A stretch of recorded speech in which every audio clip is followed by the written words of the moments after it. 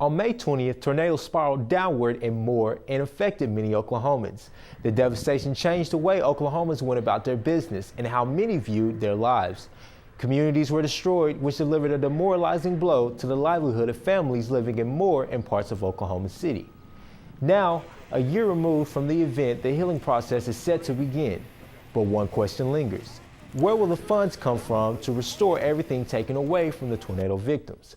When dealing with intergovernmental relations, accountability becomes the issue. The state government takes most of the responsibility, but then shifts the task to the local government. The local government is responsible for rebuilding the community and revitalizing the local economy. When this happens, bureaucratic involvement comes at an all-time high. The mayor or city manager is accountable for taking on a political or policy-related role. With such a heavy burden to carry, completing the task at times may seem impossible. But reporter Cliff Bradley shows us what policies are in place to aid relief efforts. A year ago, I stood in this exact place and watched them tear my house down. With little government response, the citizens of Moore, Oklahoma feel like it's their duty to get the city back to normal brick by brick. Shalana Jackson lost her home because of the May 20th tornado that caused devastation in Moore.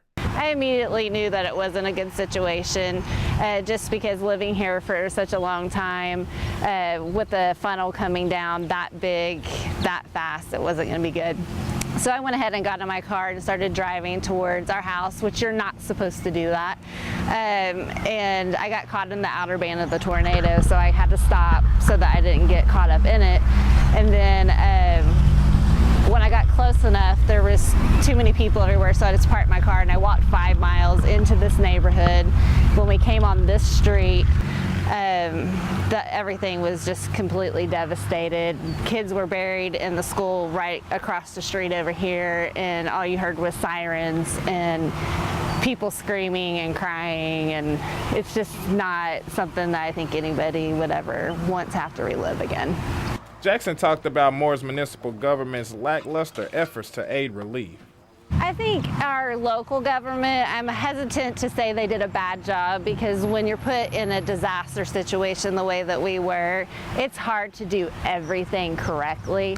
They shut down the streets. They tried to keep people out. We had a lot of looters. There was some points where we weren't able to get in because our address is an Oklahoma City address, and they said that Moore was the only place that was affected, so we weren't able to get in to our properties. I actually had to go and walk in instead of being able to bring my vehicle in. With uncertainty comes doubt, and that doubt is often accompanied by fear. We didn't know whether we were going to stay here or if we were going to leave. We had an opportunity that came up to sell our property, and because of how big the tornado was and the fact that it's been through this area 3 different times, we felt like since this opportunity came about, it was time for us to go. The effect on my child is that there were children that died in that tornado in a school. So every time tornado season comes around, he asks the question, am I safe in school? And of course I have to tell him, yes, you are. Having to live in a hotel for a month and sleep on family members' floors until we were able to get the assistance that we needed through our insurance company, because we didn't qualify for the assistance here locally. It was rough on him because we were constantly moving and we didn't have what we called a home, and he even asked us if we were homeless, and I was like, when you're homeless you just don't have a place to go, and we have places to go. Jackson says the greatest effect the tornado had was on her child, often asking questions about his safety. I don't think that you can ever prevent it, and that's why when people from outside Oklahoma say, why do you live here? We don't live here because of the tornadoes. We live here because of the people and how we rebound from the situations. I just don't think anywhere else the people would come together the way that they do now. The city of Moore, Oklahoma is frequented by tornadoes once in every 5 years. Although we can't predict the weather, one thing is for certain. It's going to take a collaborative effort from the citizens of Oklahoma and the local, state, and federal governments to resolve the issue. In related news, a nonprofit organization is lending a helping hand to victims of the May 20th events. Providing safety for Oklahomans serves as a mission of one storm cellar business. These 2 organizations are helping Oklahomans rebuild a better community. The Central Oklahoma Habitat for Humanity is extending a helping hand to the metro. CEO Ann Felton works daily to make sure Oklahomans have a hand up. We build homes for limited income families, and we built about 750 houses to date. We build in all 4 quarters of the city. Our first house that we built for a victim of the tornado was in Bethel Acres, and that was for a couple that just absolutely lost everything. And it was a wonderful opportunity for us to go and work with that family.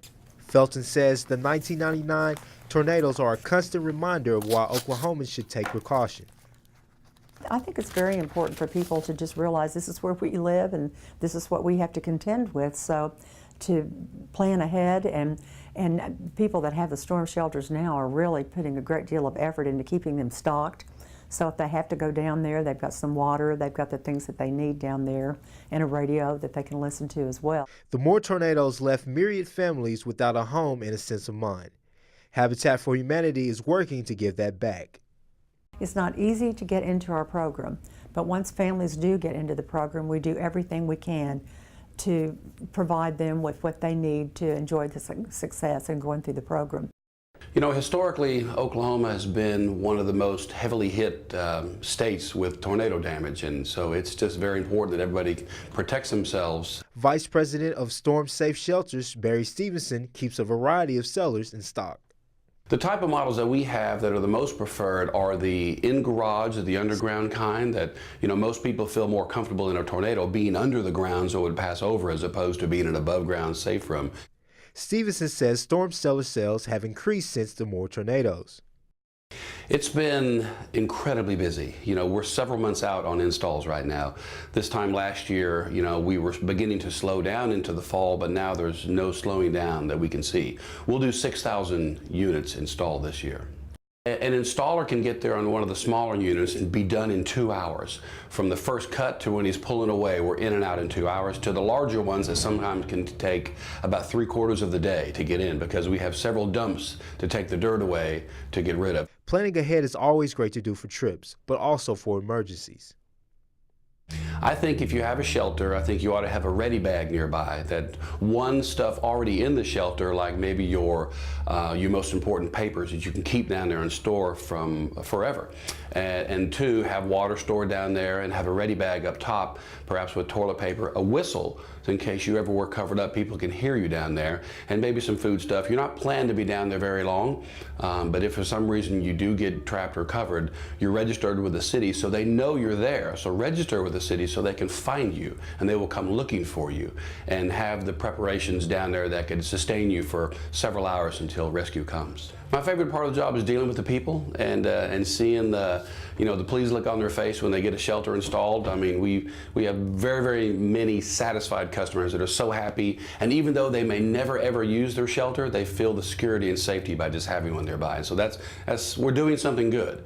So that feels good to know that we're delivering that kind of security. On May 20th, more than 13,000 homes were destroyed, causing the city to take a $2 billion property damage hit. 237 people were injured and 24 were killed, including 9 children. In relief efforts, emphasis was placed on economic growth. Sales tax revenues for the first part of the year grew to 8.7% higher than in 2013. Moore City Manager Steve Eddy said the surge comes from the reconstruction and growing retail activity, which made up 6% of the growth. June sales tax collections were 12.3% higher than a year ago. Oklahoma Tornado Aids delivered $3.7 million to communities of central Oklahoma. $320,000 went to restoring and enhancing medical services. Groups such as AmeriCares provided disaster relief, which gave way to 30,000 course treatments and funding to support the deployment of medical teams to help people in affected neighborhoods. The task of creating expansion and financial growth lies with the local government. After the state exhausts all its resources, the local government is left to deal with the majority of funding. The local government can prove to be effective, but how long can the local officials provide relief? If another disaster happens, will the local government be able to cope with the problems? These are questions sure to be answered when the time comes.